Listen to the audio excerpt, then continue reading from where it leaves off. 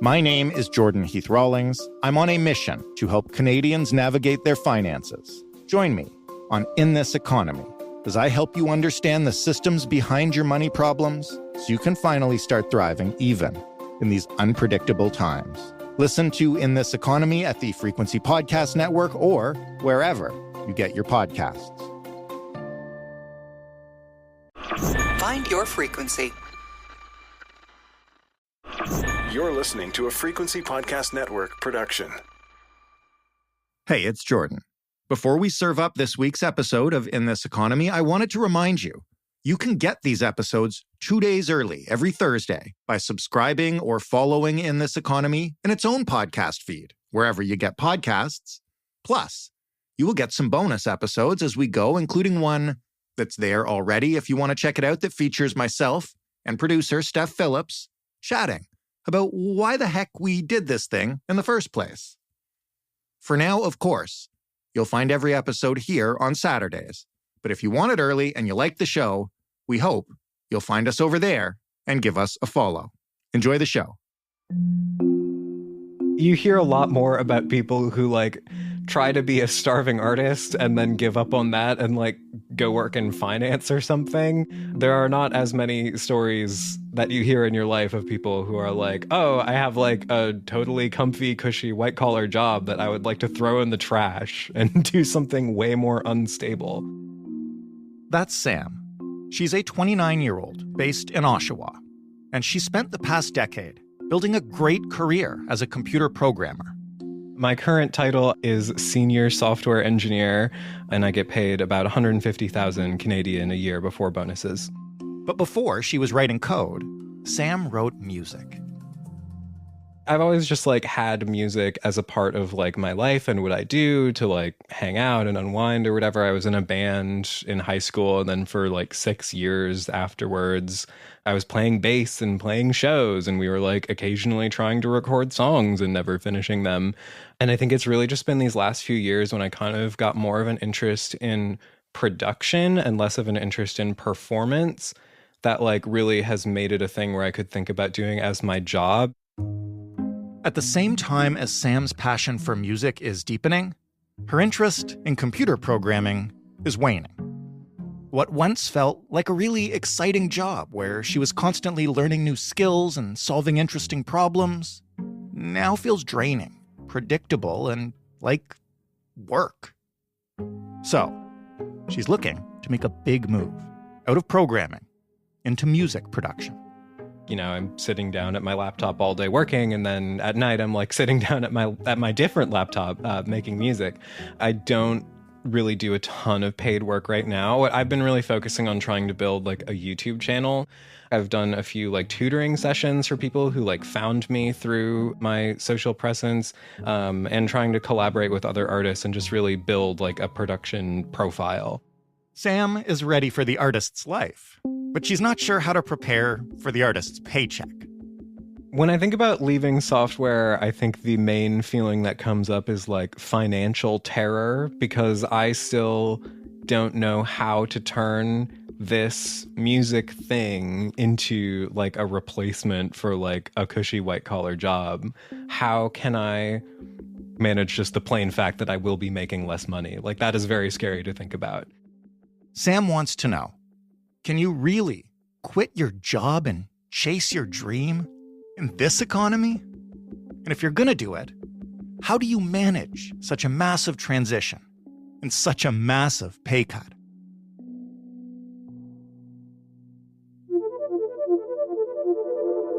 I'm Jordan Heath Rawlings, and you're listening to In This Economy, a show that helps you understand the systems behind our money problems. Everything from grocery bills and mortgage renewals and sudden changes of career.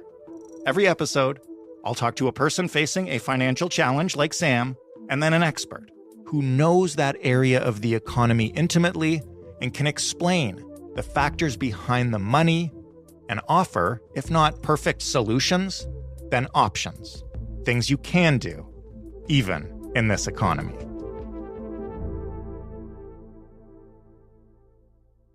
A lot of us grew up being told one of two things. Go to school, work hard, get a good paying job, or follow your dreams. And if it was the latter, it was usually followed up with the caveat that we should probably have a backup, just in case things didn't work out in Hollywood or we didn't make it in the NHL. Fact is, most of us end up in practical fields. Hopefully, ones that guarantee a stable salary, health coverage, vacation days, maybe even a pension if you're lucky. But there are a growing number of Canadians who find themselves in Sam's position, ready to make a move into something they are a little more passionate about. As I believe the kids say, monetize their side hustle. You can find it anywhere online. Finally, I quit my job to follow my passion full-time. It's about leveraging technology for fulfilling work, empty schedules, and most importantly, freedom. Side hustles can be a great way to make money. So why Kenya? If you followed this channel until now, you probably know my criteria for working remote. Just follow your dreams. That's what they say, right? Even if your parents never encouraged you to follow your dreams, the internet will. Maybe even a little too much. Especially if you look on social media and there's this whole, movement of quit the 9 to 5. You can be able to travel and work wherever you want, have so much more free time. You can work on the beach with your laptop. I've tried. You can't do that. The sun's glare will make it impossible for you to see that screen. And also, who wants to work on the beach? Don't you want to be enjoying the beach like you're on vacation? Jessica Moorhouse is the founder of More Money Media Incorporated. She hosts the More Money podcast. She's one of Canada's leading financial educators and money experts. But before she was any of those things, she was on a different career path. Yeah, so it's almost 7 years ago. I left my very stable job in corporate law marketing. Very exciting. I was there for almost 3 years. And prior to that, I had a career that was more in sales and marketing, kind of on the media side. And for the time that I was at this firm, there was a lot of stability. There was, a group RRSP. There was great benefits. There was a lot of good things that it provided. But, after being there for a few years, and I'm an ambitious person, and I was already doing kind of my stuff on the side. I had, my blog that turned into then a podcast. I started doing speaking and interviews as a money expert. And I was just doing that on the side of my little side hustle. I never thought that it would turn into anything permanent or full time, but it came to kind of a head at my job where I, wanted to grow, and they promised, oh yeah, there's lots of growth opportunities. And so after 2 years, I kind of gave a pitch to my boss saying, this is the role I'd like. I'm already doing a lot of this stuff. My role is very different than the one that was hired. So I'd like, a title difference and a raise. And I think that'd be appropriate. And they just kind of, dangled this carrot in front of me saying, oh yeah, it's coming. But ultimately I waited 8 months and nothing happened. And I'd already started kind of this new role that I proposed. So I was doing more work for the exact same amount of pay. And at that point, I'd already started to kind of interview for other jobs at different firms. And then I realized, what am I doing with my life? What do I see my trajectory working in legal marketing for the rest of my life? I just kind of fell into this job in the first place. And so I decided, instead of just hopping to another firm and trying to get that title and raise I wanted, maybe I should turn my side hustle into my full-time gig, because it's something that at that point I think I'd been doing on the side for 5 or 6 years. And, I spent my nights and weekends doing it. I was super passionate and excited about it. I'd also turned 30, and I think a little bit of a quarter-life crisis, and really wanted to make a big life change. And so I handed in my notice, and that was that. You mentioned all the great things about working a stable job. When you're balancing that against what you're looking at when you go into business for yourself, what made you confident that you could do it, and what freaked you out? One thing that helped was my husband had already been self-employed for pretty much the entire time that we were together. So at that point, gosh, I don't know. We've been together 15 years now. So minus 7, 8 years or something. He'd been self-employed. And so I knew the ups and downs, but I also knew how much he loved what he did, and he actually works in the music industry. And I knew it was possible, especially since I was doing something a little less crazy. I wasn't getting into the arts world. I was going into the personal finance world, where there's definitely a lot more demand. There's definitely a lot more money to be made. And so that gave me some confidence. I also, was friends with a lot of people who we started as bloggers back in the day. I started my blog back in 2011. And so I got to see a lot of these people over time quit their jobs and start their own businesses. And so I had a lot of people around me that showed me it was possible. But the other, on the kind of financial side of things, because again, I'm in personal finance, money was always something that was on my mind. And that's typically really what made me stay at a lot of jobs longer than I should have. Was just I was afraid to be unemployed or underemployed because I'd experienced that before and I didn't like it. Was there anything that you didn't know or didn't expect that you found out really quickly when you made that decision and moved to make the switch? Oh, gosh. Well, I'd say one thing, I thought I'd have a lot more free time. I remember because I bought an annual pass to the art gallery in Toronto, thinking that I was going to go there like once a week during the day and have a lazy afternoon. No, I used it maybe once. So that was a big shock how, there's a saying, what was like, I quit my 9 to 5 so I could work 24/7. Like that really was true. One of the real reasons we wanted to talk to you is obviously because you've been on both sides of this. You've obviously done it yourself, but you're also, as a financial advisor and planner, working with people who make this switch. So let's talk about what it's like right now. Your experience was 7 years ago. If you had to break down the current state of the job market in Canada, the economy right now, is this a good time to quit your job and pursue your passion here in fall 2023? I'm not sure if there's ever the perfect time. I think if you wait for that perfect time, it'll never come. But in terms of, what's going on with like the overall like labor market, we're actually not in bad shape. I think a lot of people are, depending on what kind of news you read or who you're following on social media, things are expensive, interest rates, inflation, absolutely. Job market's actually not that bad. We're at pretty much the same level as 2019. So it was a different scenario in 2020, but also too, even during like the height of the pandemic, I know so many people who quit their jobs or they were laid off. And so that it wasn't their choice, but they were able to start their own businesses and are just thriving now in 2023. And so you can't really necessarily, choose the best time, but you can kind of put some things in place to prepare yourself and to make sure that it's the right time for you. How much does that vary by industry? Because here we're talking about Sam, who is a programmer who wants to pursue a career in music production. You mentioned the jump was easier for you because you're not moving to some creative endeavor. Not that what you do isn't creative, but you're not moving to a creative industry, which, listen, I come from the journalism industry. You've been in that world too. It's not as easy as it might be in other industries for, say, somebody who has been coding for a company and now wants to go write their own code. Yeah, I mean, you really do have to look at, the industry you're jumping into and what are the possibilities, what kind of trajectories, what kind of earning potential is there, even in just the music industry. Because again, my husband's been working in this industry for over 15 years now.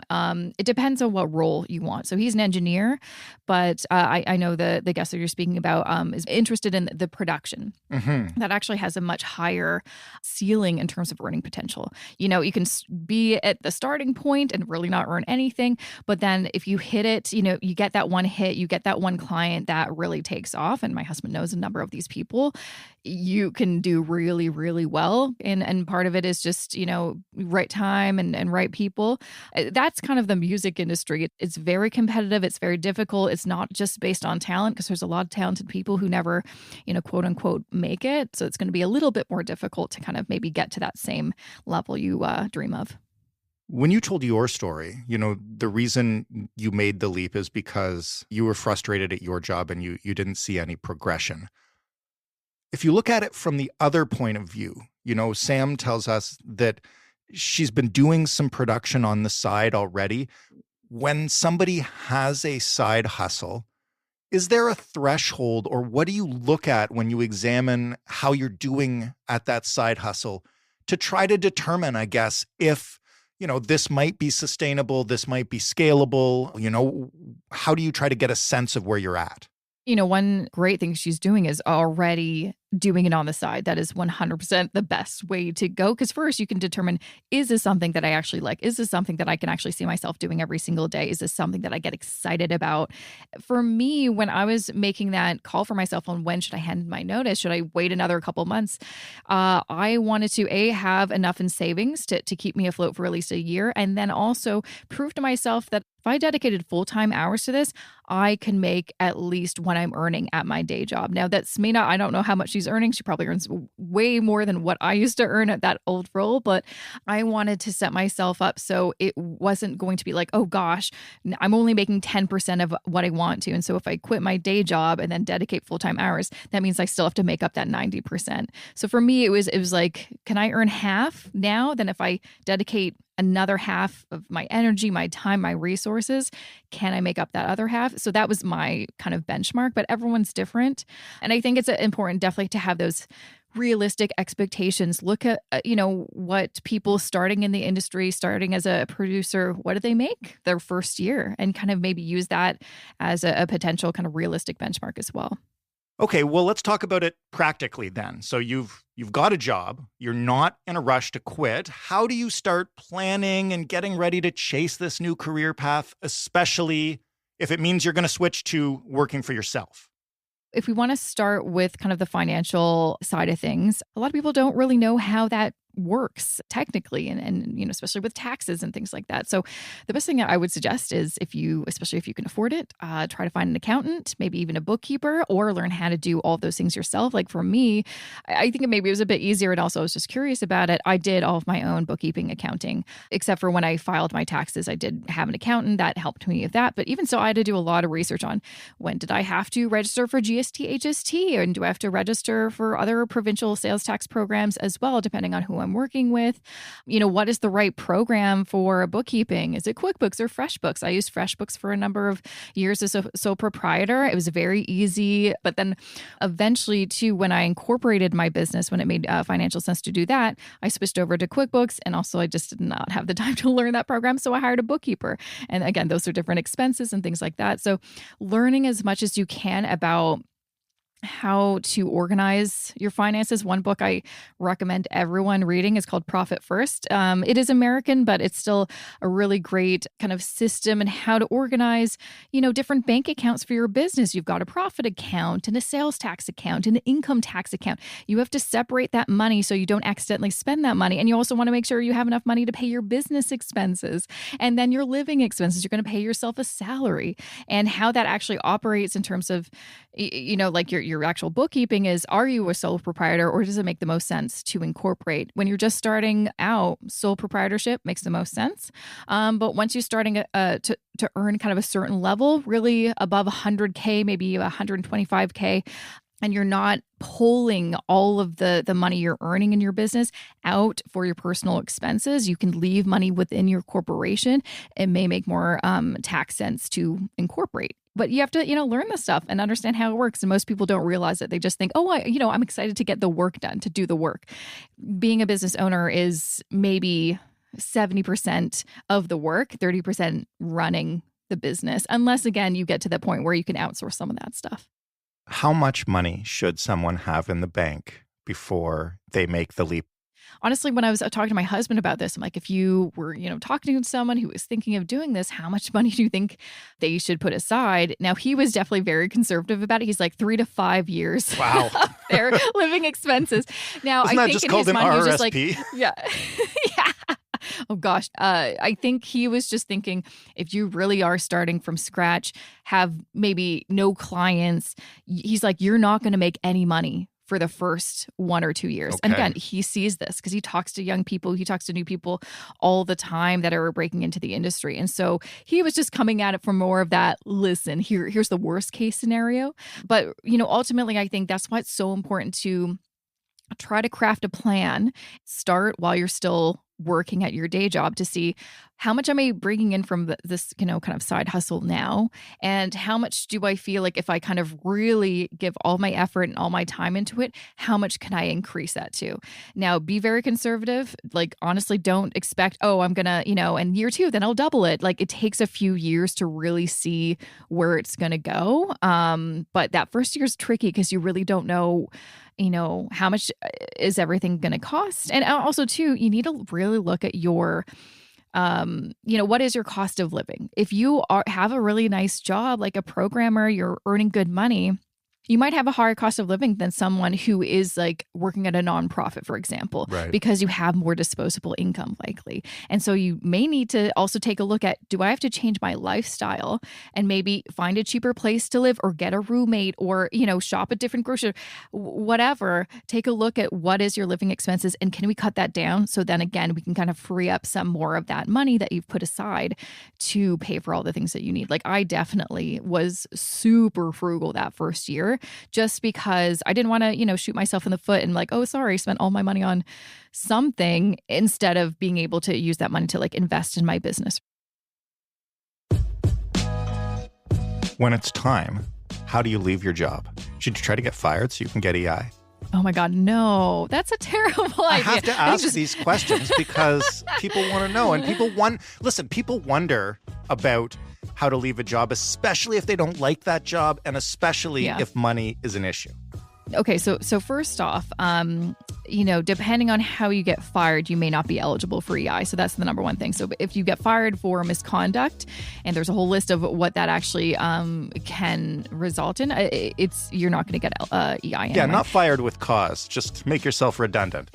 Even still, like EI isn't that much money. Yeah. And also, too, when you are in the program, you have to prove that you're looking for another job. You can't start a business. They will and you'll be like, you're not eligible anymore. Yeah, you have to prove, because the whole point of EI is to help people. Oh, we're so sorry that you lost your job for a reason that it wasn't your fault, but we want to make sure we're going to give you this money to stay afloat until you find your next job.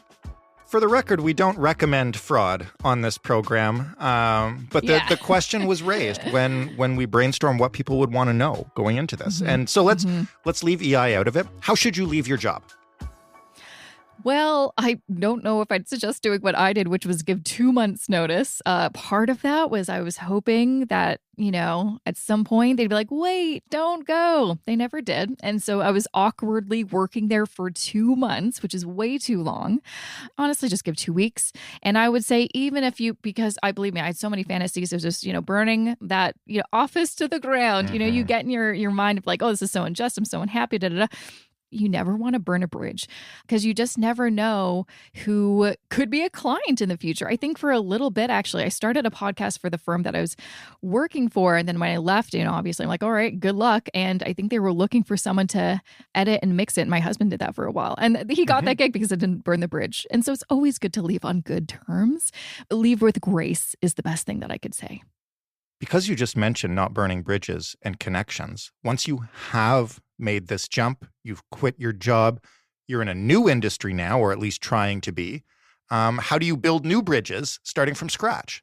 We're originally from Vancouver. And so when we moved here 10 years ago, we really didn't know anybody. So we were starting from scratch. And for him, he's like, I need to make connections because they aren't really translating from Vancouver to Toronto. It's a very different town here. And so he started looking online for are there meetups? And there was this one, I think it was called BS Fridays, just a small little meetup of sometimes musicians, sometimes people working in the industry who went to that religiously. I think it was every month or every couple months for years and years and years. And he made some great connections that way. And especially if you're working in music, go to shows all the time. Like my husband still goes to shows just to show his face, introduce yourself to the artist. Hey, do you have a producer? Or, for him, it's like, hey, do you have a mixer? Right. And, there's lots of great forums and Facebook groups that are either specifically about gear or about the industry that you can participate in, get to know these people. And then slowly, you meet someone, you get to know them. Oh, they connect you to somebody else. And, the more you do it, the easier it gets. When you switch careers and you're in a new industry, you're not only looking to make connections, you are also your own boss, presumably for the first time. Whenever I think about doing that and potentially going freelance or any of the other things that journalists think of sometimes, I get terrified because I lack motivation and I need a clear goal to go for. What do people need to understand about being their own boss when they've never done that before? Yeah, I mean, you definitely do have to be a self-starter and self-motivated, which can be difficult. Like, even for me, I'm part of a few masterminds, and they're just like online. They're people I've known for years. They're, bloggers. We get together maybe once a month or every, couple months just to talk about, hey, what are you working on? Just something like that. It gives you that accountability. So find ways that you can keep yourself accountable. And, working for yourself especially can be very lonely. And so having those touch points, those people that you can reach out to is probably one of the best things that you can do. But you really, like you kind of already mentioned, is really important to have goals. So for my husband and for me, we, at the beginning of the year, I've got a little spreadsheet. His is probably just a piece of paper. He's not really a spreadsheet guy. And I list all of the goals, big that are a little bit more lofty that I'd like to reach in the next couple years, and then maybe even break it down even more into kind of timeline. So, okay, we're going to do this in this quarter, and then the next quarter, we're going to focus on that, et cetera, et cetera. Maybe it's about, okay, I want to get 2 more clients, or I want to raise my rates, or I, really want to, get more plays on Spotify, or whatever the case, or I want to make sure I make more connections with labels and things like that. And so you've got to get that really clear, but you've got to understand, like, you are your own boss. You're the CEO, you're the CFO, you're the CMO, you're all of those. Even if that's not natural to you, it will become natural over time. Well, let's just talk a little bit more about the narrative that the algorithm's serving us. I see the same stuff on the algorithm. I see the same quit your job, follow your heart, follow your passion, monetize your side hustle, being totally celebrated. And although that's cool, I guess I want to ask, is the culture pushing it in a way that could inspire some folks to leave a really good job that they might need in a tough economy to do something that maybe is always meant to be a passion or meant to be a side hustle? Oh, absolutely. Tell me about that. I mean, absolutely. And the unfortunate thing is, it's the same kind of a concept with, when everyone's like, oh, you should invest in cryptocurrency. And you're like, oh, really? Why? Oh, I know someone who made a ton of money. What you don't hear is the people who lose money, right? You never hear people's sob stories about, oh my God, I made the worst decision. You only hear the highlights. And so I think the same thing is like these people quitting their 9-to-5s that they hate and then starting their own business. If their business folds, you probably will never know because they're going to keep that real quiet. They don't make TikToks about that. Right? You only see the highlight reel. And that's part of the annoying thing too, where all this information is being pumped on social media. You just see the good parts. You don't see any of the realities, which is, like sending emails and, filming something at 10 p.m. because you have this weird deadline that you have to turn around this, piece of content, having a lot of panic, especially working in music. Dealing with your clients can be very difficult, especially artists. They are very emotional and they need a lot of hand holding and they may send you a lot of texts in the middle of the night and things like that. And so it's not glamorous at all. Like, again, I know so many people who have been doing this as long as me, and we all say the same thing. Yeah, it's glamorized online, but it's nothing like that. Like, sometimes it's boring and sometimes it just feels like a job. And that's the other kind of heartbreaking thing. I think a lot of people think, oh, this is going to be great. That saying that, if you do something you love, you never work a day in your life or something like that. It's no, sometimes it feels like work. But with that said, this is, again, why it's so important to taste test that passion on the side to see, is this a hobby or is this a career? Because those are very different things. What about somebody who is not necessarily thinking of becoming their own boss, but is thinking of switching careers, hates what they're doing right now, wants to maybe get a whole different job for an employer in another industry, or maybe even go back to school, start over, learn a new trade. Does your advice differ at all for that person than it has so far? And I'm just asking because there's probably some people who've been listening to this being like, I do hate my job. I do want to follow my passion. I can't be my own boss and handle all that myself. Yeah, I mean, if you're thinking you're unhappy with your job and you're thinking of, for example, maybe you're working in marketing and you're like, gosh, I want to be a therapist. That's really what I want to do. I didn't realize it until now. I love psychology. Start doing the work now. If you already have a degree, you can start doing your master's, maybe online or part-time. It'll take you a little bit longer than quitting that job and doing school full-time, but I know a lot of people that are doing it right now. And so the best thing I can say is don't wait. When you have that idea and then you feel really confident and certain about it, don't put it off too long, because the longer you put it off, the harder it's going to be to justify doing it. So what about people who are thinking of taking a leap to do what they really want to do, but it involves perhaps a pretty heavy investment, whether that's, going back to school and eating up their savings or taking out a large loan, and perhaps it's not necessarily for something that will end up making them more money, right? Like if you want to go back to school and learn how to be an engineer so you can increase your earning power, great. But going back to school to learn how to be a social worker because it's your calling. It goes back to, are you okay earning less if it means that you get to do the thing that makes you so freaking excited to do every day? Then I think that's 100% worth it, because I've done a lot of different roles in my life and it's not always been about the money. Sometimes the most fulfilling things I've done are for no money or for free. So, but talking more about the financial side of, hey, you need to go back to school, retrain. I'm always the biggest fan of trying to save up in advance to pay for it. Because also sometimes these, institutions can give you a little discount if you're paying with cash. With that said, sometimes it's not possible. So see if, instead of, again, getting a big loan and then quitting your job and doing it full time, is it possible to get a smaller loan, do it part time? It will take you a little bit longer, but in the long run, it'll cost you a little bit less. And I say that just because when you are in school, it's intense and it's stressful enough to have that other layer of, I have no income coming in and I don't know when I'm going to actually get a job after school, because sometimes it's not right away.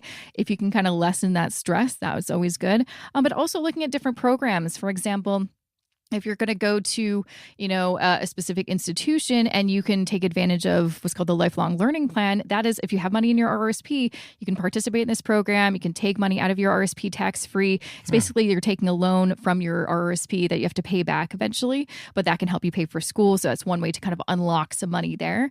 But in my view, I'm always the biggest fan of, if you can save money in advance, pay for it in cash. But if you do have to do the loan route, do your research, find the best loan for you that's really flexible, that have, really good kind of payment plans and things like that. The last practical thing I want to ask you is about how to prepare for a change in income. So let's say you've saved whatever amount of money you've calculated is enough.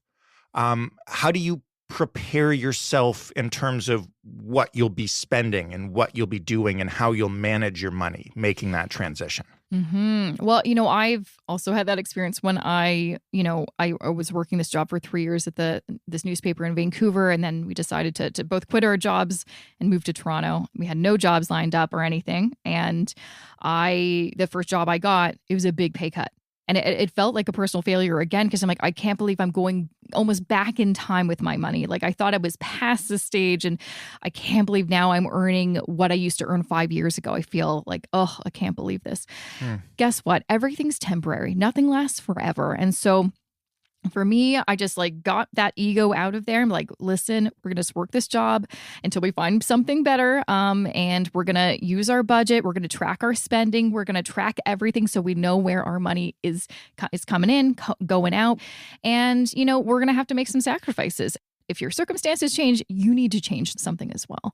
And, again, it was very difficult for me to do that, especially when I saw all my other friends, thriving in the careers and earning crazy money and buying homes and stuff like that. It's like, oh my gosh. But now I look back and I'm like, I'm glad I had to go through that. I learned a lot. It made me really good at budgeting and figuring out, what I should cut and even to how can I make some extra money on the side or what have you. And so it's possible. It's not easy, but it's worth it in the end.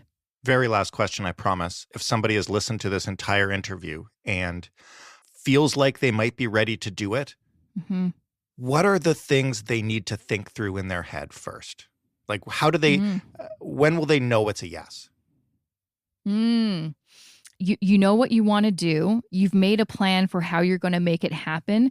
And I'm talking specific detailed plan, not just a loosey-goosey plan. Because honestly, when I quit, I really didn't have a very structured plan. That's one of my regrets. I probably could have had a better year and a lot less stress and worked a lot less if I had a better plan ahead. So Put yourself in the best position to thrive and succeed. If you're in this mode of scarcity where you're worried about money, you're not having enough, you are not in a position that you will want to like invest in yourself or your business or take chances and risks that may actually help you earn money down the road. For example, I've invested in a couple coaches here and there, a couple, courses to kind of help me learn something so I could then use that information to, offer a service or a product that I can sell and earn money.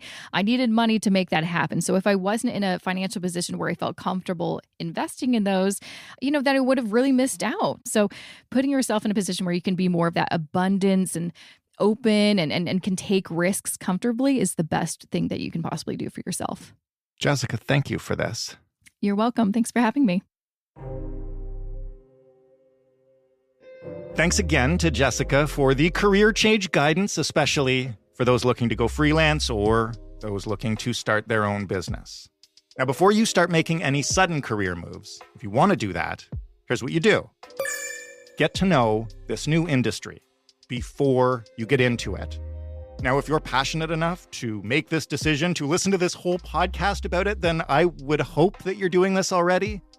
But still, use some of your free nights and weekends to take a class, watch YouTube videos or TikTok channels geared towards those already in this new industry, and look, watch out for upcoming events and conferences and gatherings where you can meet people already established. This is like you're a rookie again, so you gotta go network.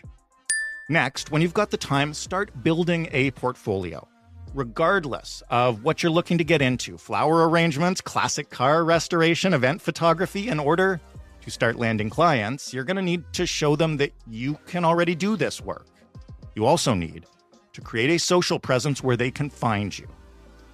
Once you've got that, and you're sure that you really want to do this, start saving, make a plan.